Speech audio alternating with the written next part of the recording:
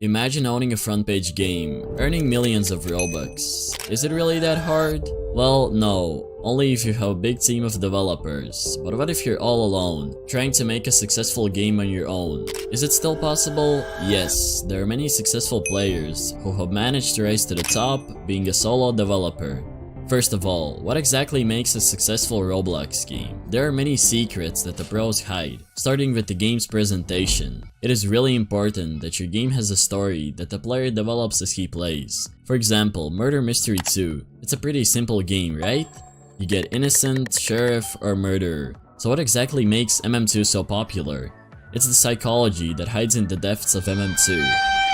You start off with a low % chance to get the murderer role, but as you play, the chance slowly increases. It's a never-ending cycle that keeps the player playing. You wouldn't want to leave if your chance is already at 50%, would you? Talking about keeping the player playing, one of the most important reasons on why it is hard to make a successful Roblox game is the game's retention. What is retention, you may ask? Retention measures how many users return to your game after their first visit in 1 day, 7 days, and 30 days. Let's take a look at Pet Simulator 99 and how their team achieves amazing retention.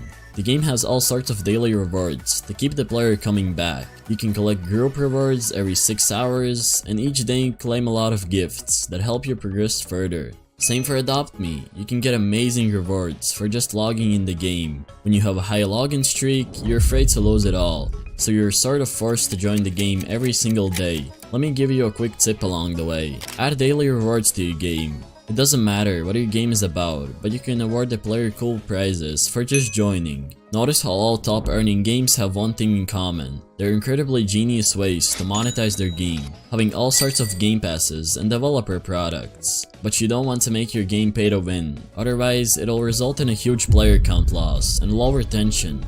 Oh, this looks like a cool game, let's check it out. Okay, I'm inside of this cage, I want to move somewhere.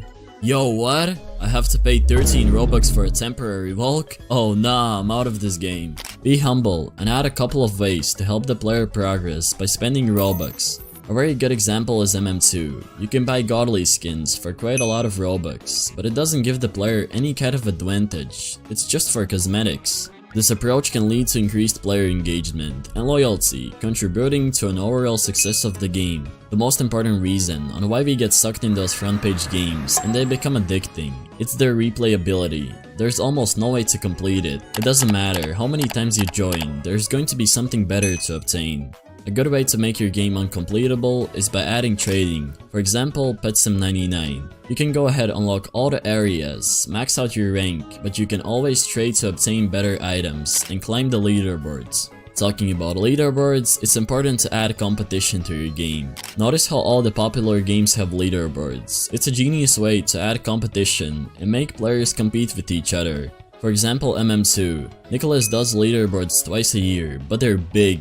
People spend millions of Robux and hours grinding currency. Even myself, I have grinded 2 leaderboards because I'm a fan of MM2. There are thousands of Roblox games, but what are the chances that your game will become viral? They are pretty low if you just copy an existing idea. Instead of replicating, elevate. Look at popular games and try to think of a way to make them better. That'll make your game stand out and be more appealing to other players. It'll be much harder to build a huge audience with a new genre you just invented. It is important to make a unique game, but starting out, it's way better to inspire by trends that are working right now. Also, think of a problem and find a solution to it. Most of the games solve boredom, but let's take a look at Please Donate.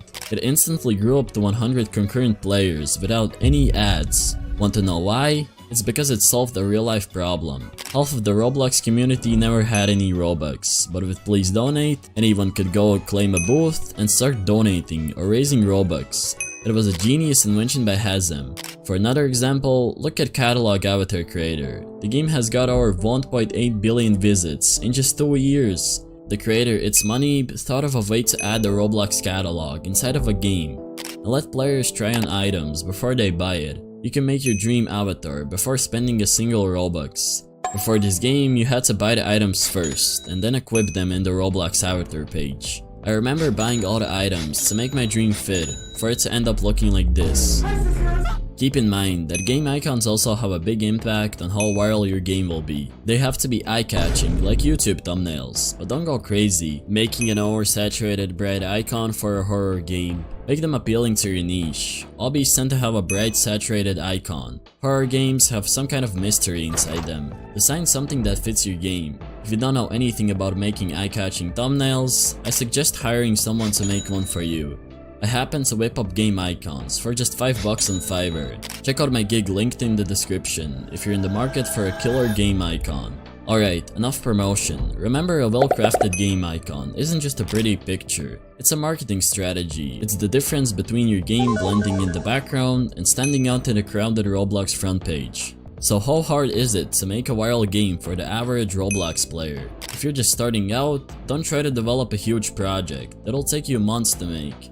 Start off with something small and learn from your mistakes along the way. Most of the popular games had huge hype before their release. Try growing an audience on Twitter or YouTube. When your game gets bigger, start looking for developers to team up. You have to understand that all of the popular games right now started off with 0 visits. Achieving your dream game is a journey that unfolds gradually, not an overnight success. Crafting a successful Roblox game is like embarking on a wild roller coaster ride through a virtual theme park. At first, it seems thrilling, the promise of fame and glory.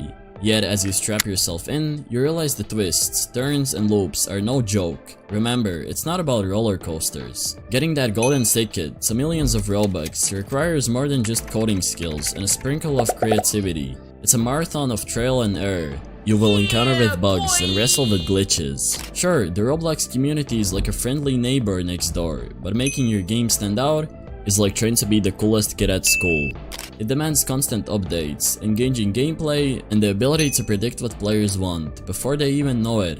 Engaging gameplay, meaning getting the users in the fun immediately. Avoid long tutorials, but focus more on the player having fun. It is hard to develop a viral Roblox game in a short period of time. But I promise, if you merge all of this information together and study each aspect on what makes a viral Roblox game, you'll have no problem making games and printing out Robux like crazy. So what did we all learn from this? That your Roblox game won't become viral overnight. All developers start at 0, so why can't you? We all look at Roblox games and amaze them on how incredibly popular they are, but don't see the other side, which is the countless hours of work put inside of them. You can start your Roblox development journey from rock bottom and rise to the top, only if you don't give up.